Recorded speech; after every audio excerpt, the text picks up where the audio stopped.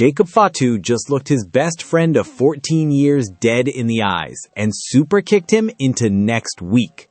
And the scariest part? That wasn't even the most disturbing thing he did on SmackDown last night. Let that sit with you for a second. 14 years, not 14 months, not 14 weeks, 14 years of brotherhood, of loyalty, of having each other's backs through Lord knows what. And Jacob Fatu ended it with one thunderous boot to the face and a senton that could rattle your soul loose from your body. All because Royce Keys had the nerve to get in the way of Bloodline business. That's it. That's all it took. But here's what I need you to understand before we go any further. What happened on July 10th wasn't random. It wasn't chaos. It wasn't WWE throwing stuff at a wall and hoping something sticks.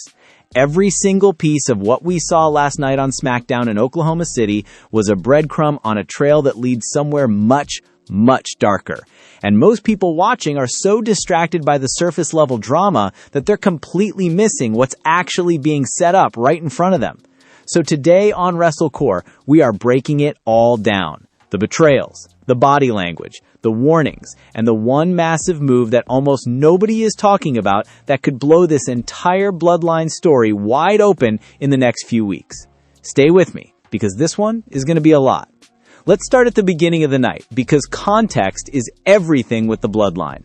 Jimmy Uso and Jacob Fatu came down to that ring in OKC with one job: call out Solo Sikoa on behalf of Roman Reigns, the original tribal chief and the man currently holding the World Heavyweight Championship after WrestleMania 42. Roman wants Solo back in the fold. That's the play. That's been the play for weeks. Except Solo keeps saying no. He keeps dodging the invitation. And every time the Bloodline shows up to deliver Roman's message, Solo either doesn't appear or pops up somewhere else, causing mayhem, and then vanishes. So Fatu and Big Jim are in the ring, they call Solo out, and instead of Solo's music hitting, out comes Royce Keys. Now, if you've been watching SmackDown over the last few weeks, you know exactly who Royce Keys is and why his name keeps getting dragged into this mess. Jimmy Uso has been mentioning him repeatedly, which is already bizarre because Jimmy Uso is supposed to be out here running OTC business, not name-dropping outside parties. Keys is frustrated. You can see it on his face from the moment he walks through that curtain. He doesn't want to be tangled up in the Bloodline's web, and he makes that very clear. But here's where it gets genuinely interesting. Keys looks at Fatu and says something that stopped the entire arena dead. He says that blood doesn't make you family. Loyalty does. And then, almost like he's making a personal plea rather than cutting a wrestling promo, he says that for the last 14 years, Jacob Fatu has been his brother, and he refuses to stand by and watch him fall. That's not a wrestling promo. That's a man pouring his heart out on national television. And what does Fatu do? He doesn't immediately attack. He actually pulls back. He warns Keys, tells him he can say whatever he wants about anyone else, but don't go there when it comes to Roman Reigns. There's a moment there, a genuinely tense human moment where it looks like Fatu might be feeling it. Like those 14 years of brotherhood are actually registering somewhere beneath that mountain of muscle and tribal loyalty.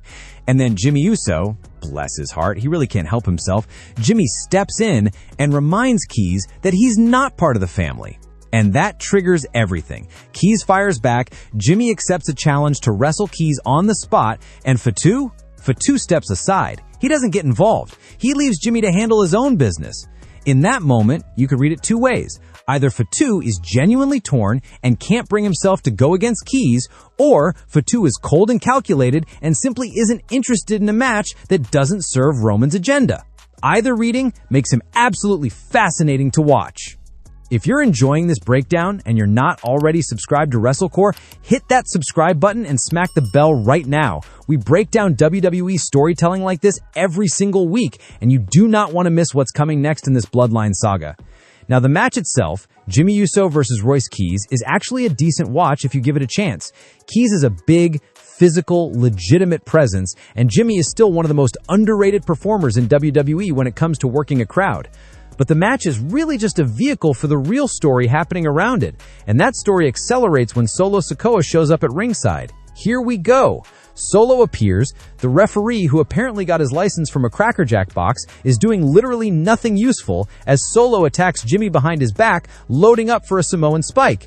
And that's when Fatu comes flying back out. He charges at Sikoa and unloads on him. Absolutely vicious, furious, righteous in his violence. And Fatu and Sikoa are brawling over the barricade and into the crowd area. Meanwhile, back in the ring, Keys gets distracted by all of this chaos. Jimmy catches him clean with a spear, and that's the match. 3 count, done. But the match ending is the least important thing that happens in the next 90 seconds. Because after the bell rings, Keys gets back up and gets in Jacob Fatu's face. You've got to give Keys credit here. This man has seen Fatu operate, he knows what Fatu is capable of, and he still steps to him. That's either incredible courage or a truly spectacular amount of poor judgment. Maybe both.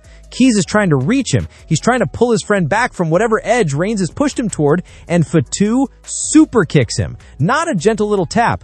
A thunderous, vicious, decisive super kick that puts Keys on the canvas. And then, as if to make absolutely sure the message was received, Fatu drops a running senton right on top of him. 14 years of friendship, gone. Just like that. 1 super kick and a senton to officially close the book.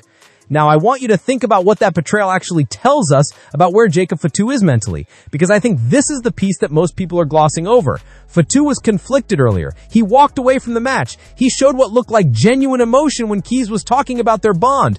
And then the moment Keys put himself in between Fatu and Bloodline business, the moment Keys made himself an obstacle to Roman's agenda, Fatu didn't hesitate. He ended it without blinking. That's not someone who is torn between loyalty and love. That's someone who has made a very clear choice, and the choice is Roman Reigns. Every single time.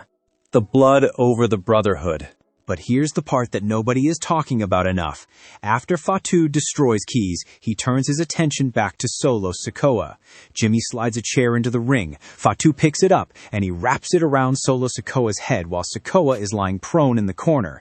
And then Fatu winds up for a running hip attack. The arena goes dead quiet. Solo's eyes go wide, and then Fatu stops. He doesn't deliver the blow. He pulls up at the last second, gets in Sikoa's face, and delivers an ultimatum. You show up on Monday Night Raw, and you face Roman Reigns, or next time, I won't stop. Now, on the surface, that looks like restraint. It looks like mercy, but I want you to think about it from a different angle, because I genuinely believe what we saw last night was not mercy. That was a demonstration. That was Fatu showing Solo and showing everyone watching that he is completely in control. He can destroy you whenever he chooses, and he is choosing to give you one last chance. That's not kindness, that's dominance dressed up as a warning. And the terrified look on Solo Sikoa's face told you everything you needed to know. This is a man who spent the better part of the last 2 years as the Bloodline's enforcer, who ruled SmackDown with an iron fist, who beat Roman Reigns himself at Crown Jewel, and he was absolutely terrified of Jacob Fatu in that moment. The student has become something his former teacher never expected. So what does this all mean going forward? Let's connect the dots. Roman Reigns reformed the Bloodline after WrestleMania 42 and installed Fatu as his primary enforcer. For weeks, Fatu and Jimmy have been traveling to SmackDown to deliver Roman's message to Solo. Come home, acknowledge the tribal chief, fall in line. Solo has refused every single time. He's been sabotaging Bloodline members, attacking Jimmy from behind, costing Tama and Talatanga the WWE Tag Team titles, and generally being a massive headache for everyone involved. Last night, Fatu drew a line. He publicly ended his friendship with Royce Keys to demonstrate that nothing, not 14 years of history, not personal bonds, not outside loyalty, supersedes his commitment to Roman Reigns. And then he looked Solo Sikoa dead in the face, a steel chair wrapped around Solo's head, and told him Monday is his last chance. That's a story building towards something massive, whether it ends with Solo finally acknowledging Roman and the Bloodline reuniting at full strength, or whether it ends with one more Bloodline Civil War explosion that tears everything apart again. Either direction has enormous potential, and the fact that they're setting it up with this level of character work from Fatu is genuinely exciting. Because let me say this clearly, Jacob Fatu is the most compelling character in the Bloodline right now, and honestly, might be the most interesting character in all of WWE. WWE if you've been paying attention. Everything he does feels deliberate. Every decision he makes has logic behind it. He's been remarkably consistent in the one thing that defines him. He doesn't answer to anyone except Roman Reigns. Not Solo, not Jimmy, not Tama, not Royce Keys, just Roman. And that singular loyalty, combined with the absolute physical force of nature that Fatu is in that ring, makes him must-watch television every single week. Now let's quickly talk about the rest of the SmackDown card, because there were other things happening around the Bloodline segment that deserve some attention, even if they got overshadowed. Finn Balor opened the show against Tama Tonga in their first real singles encounter since Tama and his brother Tala attacked Balor backstage the previous week.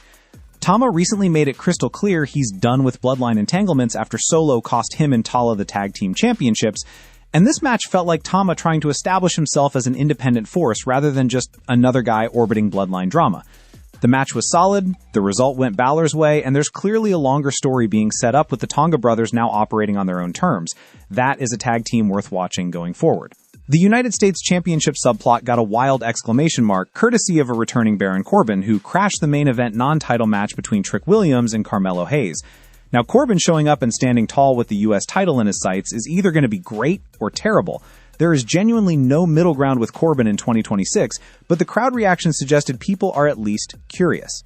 Hayes and Trick were putting on a genuinely entertaining match before the interruption, and the whole thing felt like it was building towards something much bigger that probably gets addressed at Saturday night's main event on the 18th. And of course, CM Punk was here too, looking like a man who just won a championship he shouldn't have, and absolutely loving every second of it. New WWE champion on SmackDown, black eye and all, telling the entire locker room that he's a fighting champion, and anybody who wants to try him can come get it. Punk rattled off a list that included Sami Zayn, Gunther, Finn Balor, Damian Priest, Trick Williams, and Royce Keys, which is a fun little detail given what happened to Keys later in the show. Punk and Cody Rhodes versus Gunther and a very reluctant Sami Zayn got made official for Saturday night's main event at Madison Square Garden, and then Gunther closed the show by absolutely battering GM Nick Aldis with his trademark sleeper hold, just to make sure everyone understood he is not even slightly happy about being put in a tag match instead of a title shot. But all of that is gravy. The meat of this episode, the story that matters most going into Saturday night's main event and beyond, is Jacob Fatu standing in that ring with a steel chair wrapped around Solo Sikoa's head and making a choice. Making the choice. The Bloodline over everything. And somewhere, Roman Reigns is watching that footage and smiling. Solo Sikoa better show up on Monday. Because if the look in Fatu's eyes last night told us anything, next time, he won't stop. Before we wrap this up, if you haven't already, drop a like on this video. It genuinely helps the channel more than you know, and subscribe to WrestleCore so you never miss a breakdown like this one.